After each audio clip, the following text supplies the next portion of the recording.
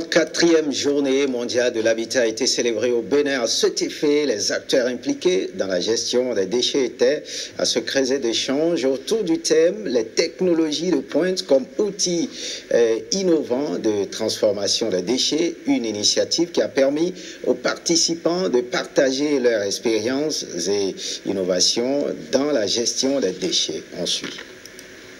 Scientifiques, inventeurs et chercheurs ont répondu présents à cette célébration de la Journée mondiale de l'habitat.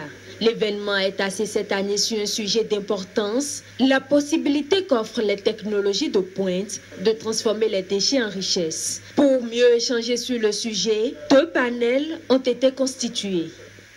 Dans le premier panel, il sera question de partager les expériences et les innovations en matière de gestion des déchets dans l'agglomération du Grand Nopoué à travers la collecte, le transport, pour aboutir sur les possibilités de transformation de ces déchets en matériaux de construction. Au cours du deuxième panel, les panélistes, pour la plupart des praticiens, discuteront sur la valorisation énergétique des déchets et la production des bioproduits. Les échanges ont mis en lumière certaines innovations qui sont déjà utilisées dans la transformation des déchets grâce à la technologie. Nous achetons les déchets auprès des ménages et lorsque nous achetons les déchets, nous les introduisons dans le biodigesteur. Le biodigesteur, c'est un système qui permet de récupérer les déchets et qui permet de produire du biogaz.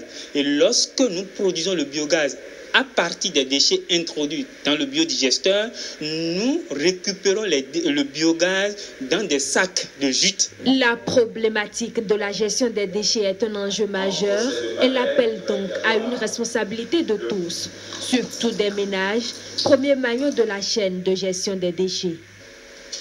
Nous devons réduire la quantité de déchets que nous produisons et en même temps commencer à considérer ces déchets comme des ressources précieuses qui peuvent être réutilisées, recyclées, y compris pour produire de l'énergie.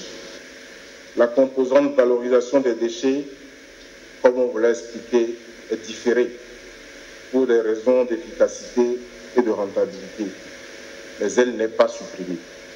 Voilà pourquoi nous sommes réunis aujourd'hui pour en discuter et tracer les pistes d'une bonne valorisation. Le gouvernement veut prendre en compte les pistes de solutions proposées à cette rencontre par les participants. Toutes choses susceptibles d'amener les acteurs impliqués à agir en synergie. Eh bien, suite de cette édition créée pendant la période